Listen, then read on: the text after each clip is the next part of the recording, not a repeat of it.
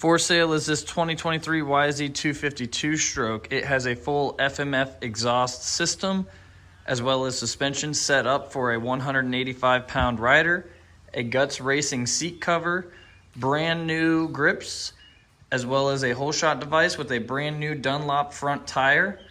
The bike is in great condition, has 52 hours on the bike itself, but only has 14 hours on the top end. The only thing that might stir someone away is that little dent on the exhaust pipe. The entire bike is in great condition, and here's a cold start video.